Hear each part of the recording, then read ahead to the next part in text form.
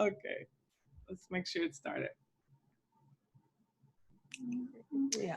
Okay, thank you all for joining us again for another kind of coffee chat this Friday. My name is Jasmine Brand, and the goal of this chat is not really an informal goal. It's just for us to have an informal conversation.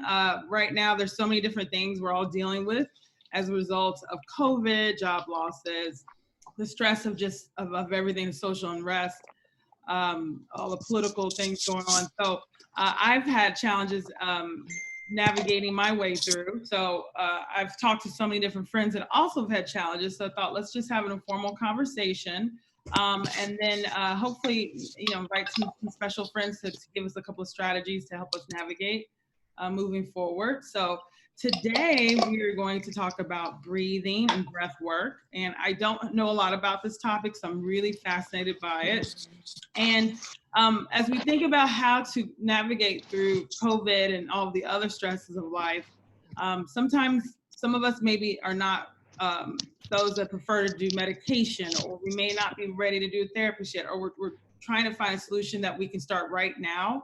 And so that's why I was really fascinated by this topic of breath work, of something that we can kind of start doing right now. So without further ado, I'd like to introduce our special guest. And how today will work is super informal. So if you want to join in the conversation, you can. If you want to have the conversation in the chat, you can as well.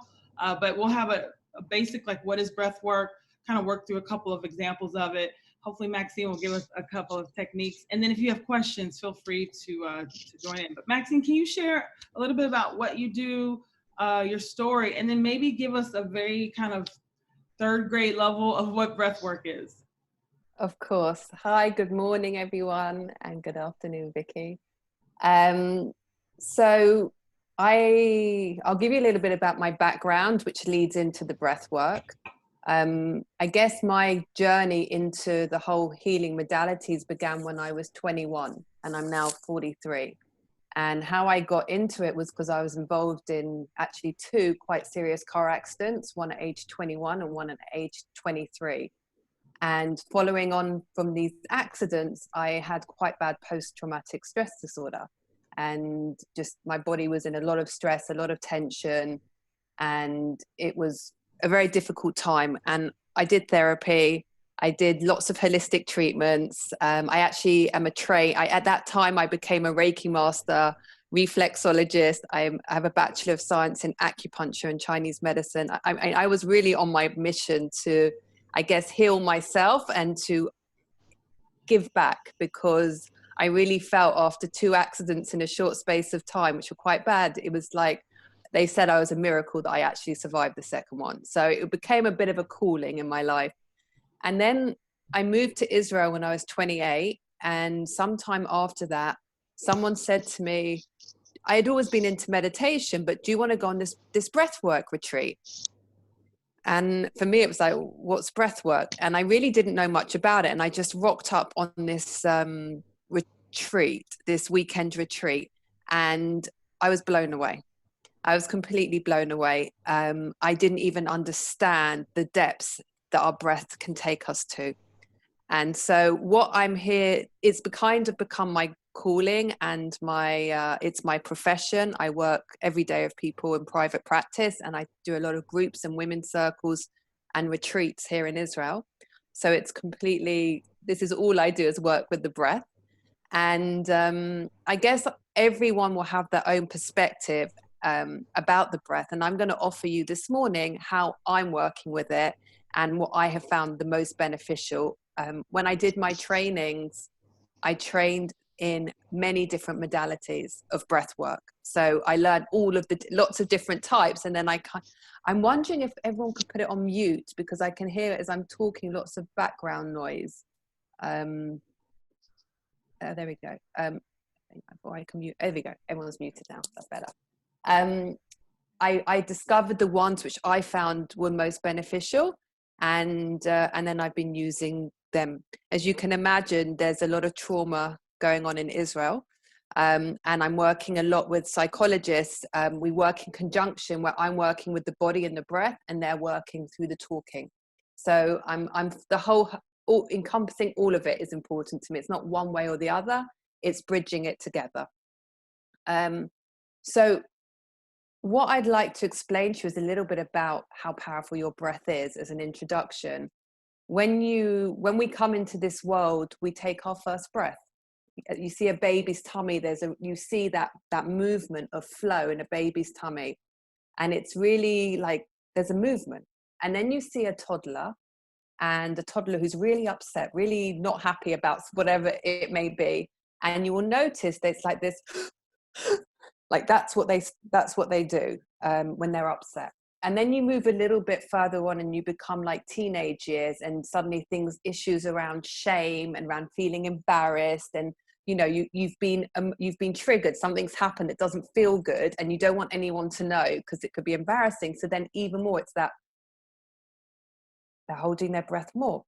And then by the time we've become adults, like all of us here, most people are just not breathing effectively, because what's happened is it's so much is clogged up inside of them that there's no space to breathe effectively, efficiently. Now, if you imagine the breath acts like a bridge between our conscious and our subconscious mind. So we know what we know. We know about 10%, and we think we know everything, but we don't. When you drop down and through the breath into the body carries cells with all the memories of all the things that have gone on. And all these memories, that's often the issue, not what we know. Because what we know, we can do something about. The issue is more is what we don't know. And the breath helps us access that. What can happen is if someone has a shock or a specific incident, it can be like a sudden, and then people's bodies forget how to breathe. They forget how to do it efficiently. So what I'm working with is helping people to understand, no joke, I'm telling you this, your breath. The reason I love it is because it is your ultimate healer. Your breath, not when I'm doing sessions and holding space for people, it's not me. I'm maybe facilitating the space, but your breath decides where you're going to go, and your breath is ultimately your healer. So what I would suggest is to just take a moment and notice how your breath feels this morning. Does it feel smooth? Does it feel clear? I mean, we're going to go into this a bit more later, but there's a lot of information in how life is for you and how you're playing out life simply based on how you're breathing. I can literally hear someone's story and say, thank you. I will know more about you and what you need when you lie down. And then when I see them breathing, so much information comes out, more than you could ever imagine. Maxine, I just realized I wasn't even breathing while you were talking. Right, exactly. So what happens is it's habitual, by the way, as well. It becomes completely habitual that we're not, when we're thinking, when we're about to pick up the phone, when we're getting the washing, and I do it. It's not like I have to catch myself. I just know to catch myself. So it's not like today, we're not going to be doing the transformational type of breathing I do in sessions because we haven't got the time. It's not accurate. But what I'm telling you is we're going to work on it. There's different ways we can work with the breath. And I'm just going to tell you about the ways I'm working. And even if you started today committing, imagine we do 20,000 breaths a day, 200, or even less, 100 conscious breaths, like making a decision before you pick up the phone, before you sit down, before you move, whatever you're going to do, I promise you, you'll have a better outcome. And why? Because when we breathe, physically, we're clearing 70% of toxins to our breath. People think it's going to the toilets, how we're clearing. No, it's your breathing. So if you're not breathing right, you're not clearing toxins right. So it's through breathing, we clear the toxins. Emotionally, what happens is as talking about is when a child or even as an adult, we feel pain and we constrict and hold our breath. What we're doing is holding the emotion. We're holding the pain. We don't want to go there. We're disconnecting. So by starting to open up your breath again, it allows us to start meeting what's going on there. And as we meet what's going on there, we start opening it up, allowing it to come to the surface and move through. And it's like that. And suddenly, I often say, it's like you feel light that you didn't even realize you felt heavy. Let's breathe. So I love that, Maxine. So Volta's, I agree with you. She's in the chat room saying that it's really powerful and fascinating. This topic, I think, could be so many different conversations. I want to do a temperature read in the room, a quick little poll. So the impetus of these conversations was just thinking about how to mitigate and manage our own stress or worry, and think about some solutions that we can start to kind of process ourselves. So let's see. I'm gonna see if I can grab the second one. Okay, what areas of your life cause you the most worry or stress? I've been interested to find this question out because it's varied, and I think it's because of COVID-19. Honestly, I think maybe this answer would have been differently before COVID. So, if you could select what area or areas of your life cause you the most worry or stress, and I don't select all of them because I probably could. But what areas, just so we can get a temperature read of kind of where you are right now, and what specific things. So as we talk about, as our conversation goes, one of the things when Maxine and I first had our conversation was, I think we were just talking about when I think when I talked to Maxine, the Rashard Brooks murder had just taken place. And I was just kind of very scattered when I was speaking to her, just in general, very just all over. And this whole idea, she said something to me that was the reason why I wanted you guys to connect with her, was this whole idea of I can't breathe, how, from George Floyd, how powerful that statement was. I know, and how it relates to us. Like, even when I'm talking about it now, it's very overwhelming to think about that. So Maxine, I want to kind of get into a little bit of that too, just breathing, breath work, all this stuff, and what we're dealing with. So I'm going to go ahead and end it and publish this for you guys so you can see where we are. Looks like your job is causing you a lot of this. So and family. Okay, that's interesting. That's actually what I've been seeing a lot more of, is family, which has been interesting. I don't know if it's because we're spending more time with each other, or maybe roles have changed, but it's interesting. So it seems like our jobs and our families. So thanks for taking that. Oh, exactly, Lauren. I would agree with you too. So Lauren says the injustice that we see in society right now is the biggest stressor. And that's actually, Lauren, perfect point, because that's why I want to kind of talk about that with Maxine. We talked a little about the connection between George Floyd. Can you go into a little bit about that? Sure. I guess for me, what I found the most, the whole thing was extremely troubling. There's nothing, I think we're all in the same place here with that. But on top of that, what I saw was a lot of people, I saw pictures being put off of people wearing masks saying, I can't breathe. And it's the same idea, like, I don't know what it's like there, but in Israel, we're meant to be going out with a mask on. We're not meant to be around anywhere without a mask. And what we tell ourselves again and again starts going into the subconscious. So walking around with a mask over your face with a thing saying, I can't breathe, it was like, there are other ways to state the cause and to state our opinions and to speak out. But I highly recommend that. It's just like, it was like, when I saw that, I was like, no, we don't want to be saying that. We can breathe. Thank God I can breathe. It doesn't mean by stating I can breathe, because no one can take our breath from us. I mean, obviously, but we mustn't go around saying, I can't breathe, I can't breathe, I can't breathe. It's literally, we don't want to be setting that into our program. Like, no.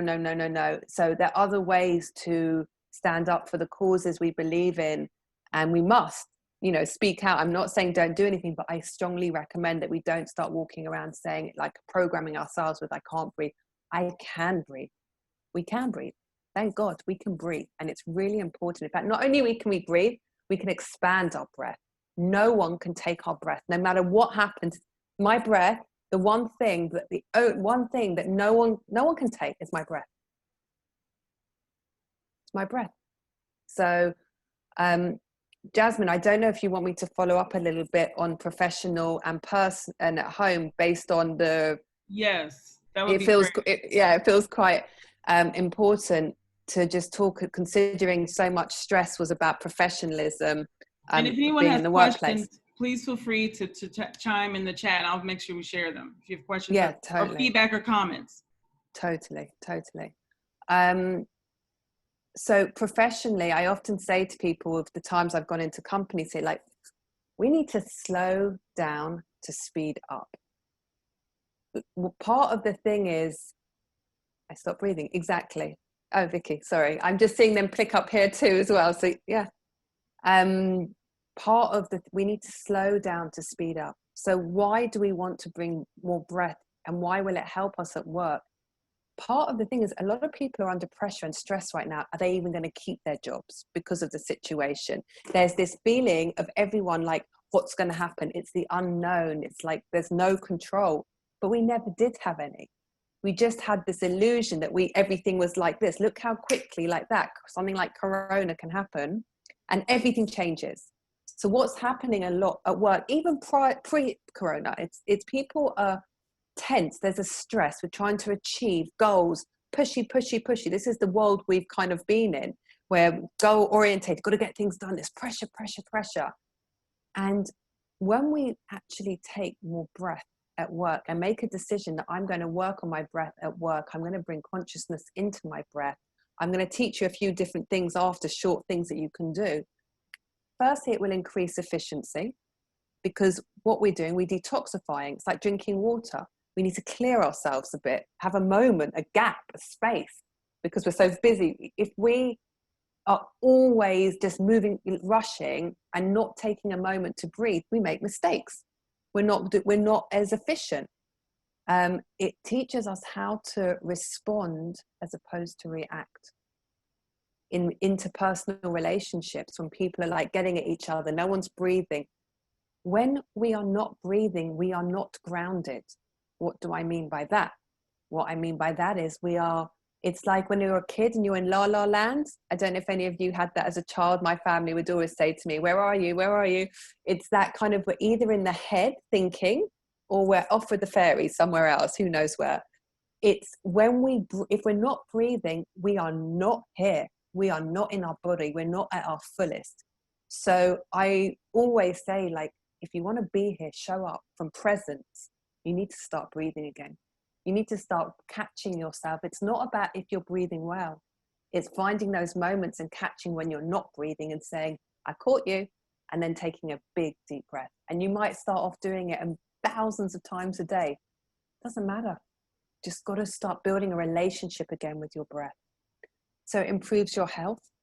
So that obviously, health, focus, immunity, calming, anxiety, stress, all of it. It helps everything. And on a deeper level, if one chooses to take the breath into a deeper light, I work with it in a more like mindfulness way, where we're just observing the breath and sitting with what is. And there's another type of breath work I work with, which is more circular breathing, and that's more transformative. That's when we start really going deep inside. And what happens, we get to know ourselves more. The masks start dropping away. We start seeing the true picture of what's going on. And then at home, it helps with our families, because it calls on more authenticity, more connection, more calm. It's a game changer when we start realizing, and it's free because it's within us, which is always a bonus. It's nothing. This is the joke. It's like, of course, this is the number one thing. We're in charge of it. We can do lots of things with it. So if you want, I can tell you a few little nuggets that maybe will be helpful for you to bring in, that you can bring into at home and okay. So the first thing is, as I said, to start doing more conscious breaths throughout your day. What I would recommend you do is, if you imagine taking an inhale, it's like you take an inhale and then you add an extra inhale, one on top of it, to make it slightly longer. So it's like this.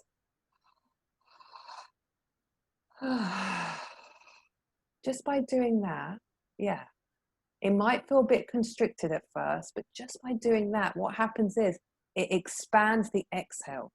And the exhale, the inhale's active, and the exhale, as we let it out, it's like letting go, releasing. So it's,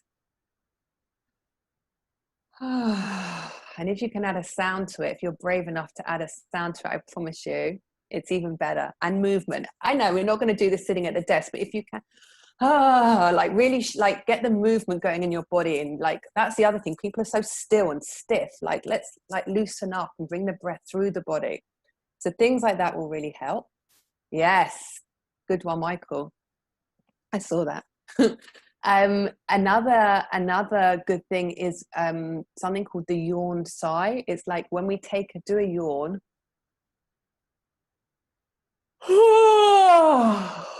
You've heard people do that. You've got no idea how good that is for you. Whenever you yawn from now on, add a sigh to the end of it.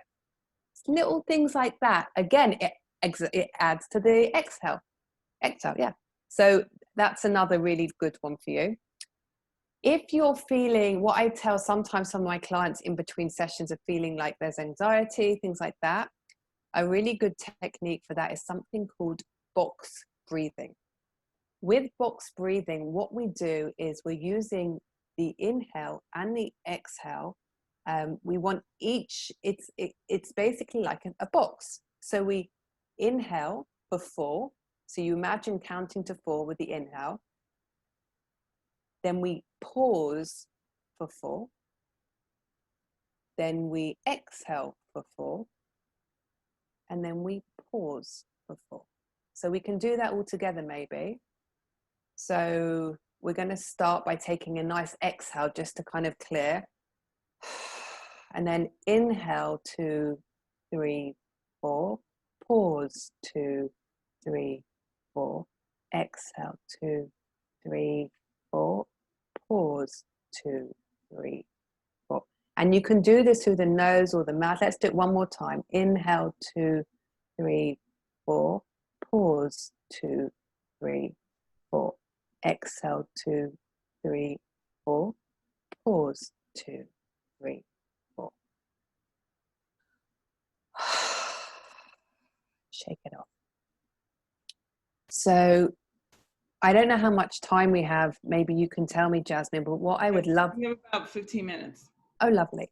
What I would really love to do, if firstly, what I really would love to do is a breath awareness practice with you, like a short meditation if you feel up to it. And I remind you, this is an informal conversation. So if that feels good and you've got the space, like just to take 5 minutes and that we do a short like meditation together, I think will be really help you to understand what I'm talking. It kind of brings it together. Okay. All right. So let's make sure that our feet are firmly on the floor. Again, just by having our feet on the floor helps us to ground. And if ever you're feeling dizzy at work or just a bit overwhelmed, another thing is to just take a few deep breaths, imagining it going down, down into your feet, into the floor. It will really like ground you, root you, it brings you back into this moment, present. So, all right. So just finding your comfort here. And you can choose either closing your eyes or lowering your gaze, whatever feels right for you.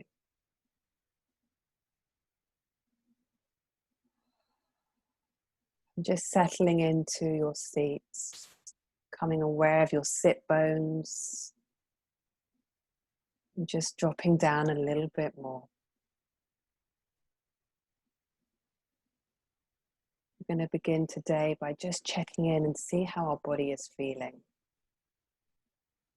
Starting with the top of the head, just scanning through the body, the forehead, eyes, the cheeks, the jaw. Just noticing if there's any constriction anywhere, what is happening. Bringing the awareness now to the back of the head and the neck. Bringing the awareness to the throat. Letting your shoulders drop, your arms heavy against your lap. Becoming aware of how your fingers are. Are they clenched or are they open? Just noticing. Bringing awareness into the upper back, middle back, lower back, all the way down to the sit bones again. Just rooting yourself here in this moment.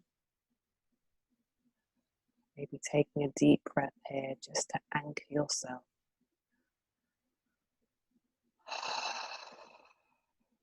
Bringing awareness into the chest, to the diaphragm, all the way into the abdomen, the pelvis, and the hips. Awareness into the legs, all the way down, down through the knees, the lower legs, ankles, and feet. And just really being aware of the point of contact between your feet and the floor, firmly held here. Now I want you to just very gently bring your awareness and find your breath. There's no right or wrong, it's just a simple exploration. Maybe noticing where in your body you feel your breath most. Maybe it's the abdomen, maybe the chest, the nose.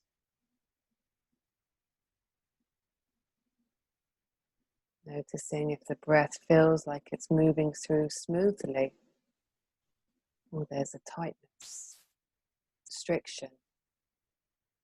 We welcome whatever's there. We don't judge, we just notice.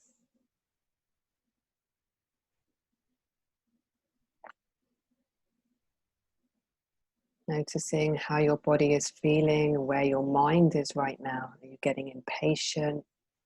Are you able to stay here? It's just information. I'd like to invite you now to place one hand on your chest. To take a breath into your hand. This is your heart space. Just noticing the breath here. And as we guide the breath into the chest, firstly, noticing that by placing our hand here, it signals the message to our brain that this is where we want to place our attention. And as we slow our breath down here, which I want you to do, just to slowly watch each inhale and exhale.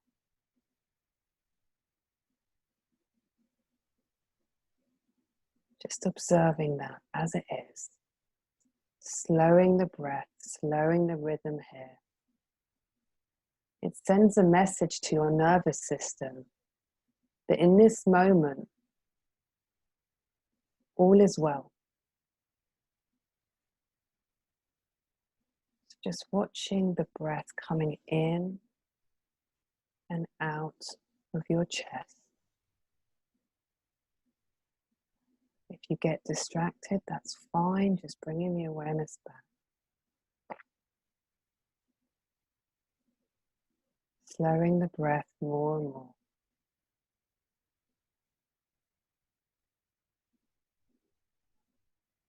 With our hand here and our breath slowing down, I want you to take a moment now to also consider things in your life that you care about. Maybe things in your life that you appreciate.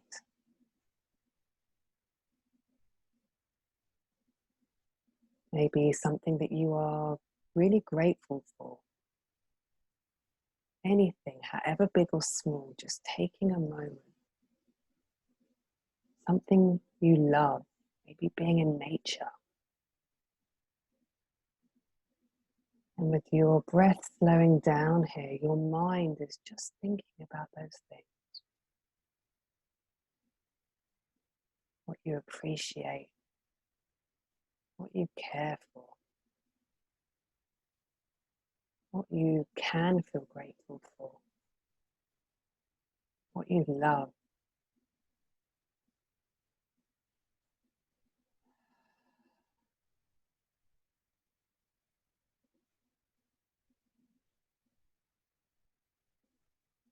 And just noticing how your body and breath is responding to this. As I said, it's just information, what's going on.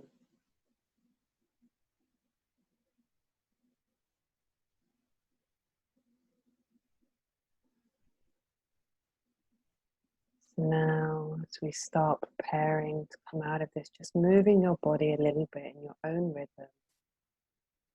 Just bringing a bit of movement back into your body. Taking a few deeper breaths, the deepest breaths you've taken this morning.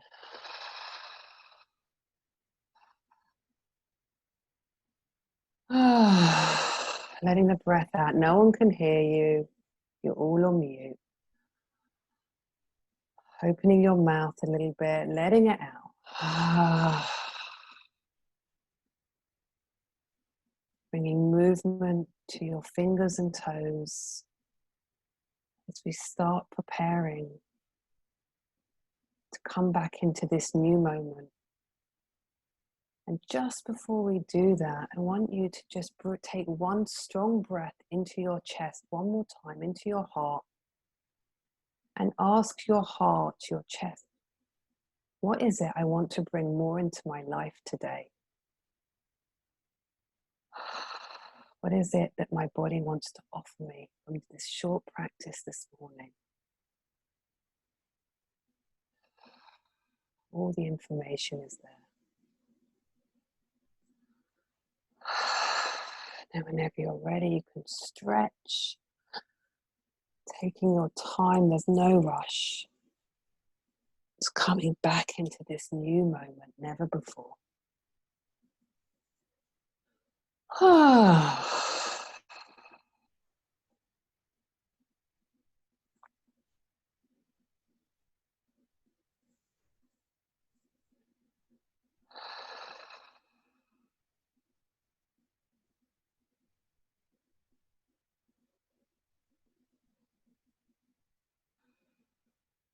Sometimes going into the body and starting to breathe again can be a bit uncomfortable and confronting, because there's a reason we haven't been doing it. Because sometimes when things get too much, we leave our body. We choose to not breathe. So gentle, gentle. I always say it's for the brave-hearted, because we're really coming back into our truth. And we deserve that. We really deserve that. That's when we make better decisions. What I did, and for those of you, keep your eyes closed if you want. I'm just going to give you some more to explain to you. I added in at the end the heart-brain coherence. By slowing your breath down, this is something else you can do yourself. I can send a bit of stuff to Jasmine that can be useful, different things. But when we slow our breath down, have our hands on our chest, slow our breathing down, and consider things that we appreciate, that we're grateful for, that we care for, it creates a coherence between the brain and the heart. And when we create that, they say if you do this every day, like 6 minutes a day or even less, your immune system is boosted by, like, really, really helps your immune system. We need to bring the brain and the heart coherence back. So that's another practice which is more, I would recommend doing at home than at work. But it's one that I have been using, and I find one of the most profound and powerful and gentle practices, because some of the practices I work with are more expansive and intense. So that's a more gentle approach. If anyone's feeling a bit, ooh, just put your feet even more firmly on the floor and just keep breathing down. Even stamp your feet if you want. Like, it's okay. Because when we breathe, we start facing ourselves and what's really going on. And we don't want to do that sometimes. So even as you can see, a short practice like this can have a reaction when we start doing it. And it's okay. It's just information. That's why I always say there's no right or wrong. We're getting to know ourselves multidimensionally. Does anyone have any questions, anything they want to share, anything came up that they have decided through their body that they want to bring into their day-to-day? I can see there's some chats, I don't know. I always find it really hard to disconnect my brain. I think when we brought in the gratitude part, though, that was when I was able to kind of finally stop thinking about all the 50 million things I have to do today. So thank you for sharing that. Yeah, that's the heart-brain coherence in the active mind. We bring it together. It really helps. And another really good thing, just to, if it's okay, just to quickly offer you, what I do is if I've got a really active mind, I put on, I will send you as well, a playlist that I do. It's again to do at home, and I will move my body and I will like get all of the energy out. And then the playlist, it's like chaos into stillness. So it helps you to, because we can't expect to go from chaos in the mind to, so it helps to get you there. So they're things, it's practice, and I didn't expect you, it makes sense. It's natural at this point. Does anyone have any questions for Maxine? We have a few minutes left. If anyone has any questions. Maxine, what's the best way that we can stay connected with you? And if someone wants to work with you, what's the best way to do that? I laugh because, as I told Jasmine, I'm quite, thank you, Lauren. I feel like the best is my Facebook group right now. After 20 years, I'm finally getting a website put together at the moment. Okay. Which is a big joke. So I don't have I had a very old one, but I'm on it. I didn't really do things online prior to Corona. I was very much in person working with people. So everything's changed recently. So I guess I have my helping hands. I can send you the two Facebook pages, but the Facebook group is become my new, more active, and people can reach me and message on that, etc. Or my email address I use. Does anyone want to share any thoughts or have questions or any feedback or with anything that's been shared today? Anything? If not, then Maxine, can you maybe take us out with maybe some final thoughts, and maybe also about music, because I know that's a big part of your practice. Maybe share some final thoughts. Music affects our brainwaves. Full stop. I do something called inner dance too, which is like a practice from the Philippines. Vicky, you might have experienced one on something. I don't know. It's like working with music and brainwaves, and how music can also tap us into places that we didn't know. I work with music in a way which can affect our nervous system, our parasympathetic nervous system, and the automatic nervous system sympathetic nervous system at the same time. And when normally we're in fight or flight, or we are in rest and renewal. And when you use music, you know how to do it. You can bridge it, and quite powerful experiences can happen. I love sending things to. There's some people on YouTube who, this is not this, but I'm very passionate about music. And if you join my Facebook group, you'll notice I often just add music, because it's like that's how information comes to me, through music.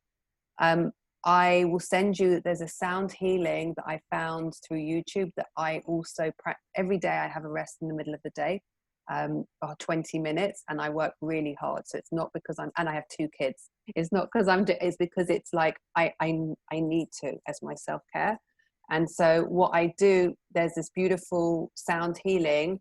I have sent it to some people and they don't love it, but there are people who are like, oh my God, that's amazing. So everyone has that. But if I'm going to send a few little things for you. I'll put a package together of a few little things, and I'll send like some of my favorite things. Music, I truly believe we need more music in our life right now. In every way, we need music. Music is one of the most powerful healers. If we need to release, if we need to connect, if we need to cry. The release isn't just like rah, rah, rah. We need to cry. We need to get it out. Our lungs are grieving collectively right now. We're all grieving. All of what's happening, all of what we've all spoken about today. And we need to find spaces to let ourselves just like let it out. And music, when the minute I put music on people, it's like boom, they're gone. That's breathing and music together, you're in tears. And if you need that, not for people who don't need that, but some people need containing. I have some people who don't know how to not cry. Like everything is if they're completely emotionally driven. For them, it's more about learning to contain. But a lot of people today are grieving, and their lungs, Corona, all of this is the lungs. So we want to keep our breath open. So I challenge you to find your song, whatever song that is, and open your breath to it yourselves and see what happens. Obviously, when you do it in a group, it's more powerful because of the collective energy, but it can still work on your own. But that's a little taster. It's more when you do the circular breathing, which it wasn't appropriate or the right time for today. Well, thank you so much, Maxine. This was great. I actually feel somewhat relaxed. I don't even know what kind of state this is. Like, this is what it feels like in the morning. Wow. Yeah. Drink water, lots of water. Remember, we're detoxifying, so drink water. Water. Okay, got it. Okay, no wine. Okay, thank you. Later. Okay. Thank you so much. We will post this video for you all so you'll have it. And then, of course, I will share the goodies that Maxine will share with me. But thank you all so much for joining us for this conversation. And I hope you have an amazing rest of your day and your weekend. So I'll see you soon. Bye. Thank you. Bye, guys.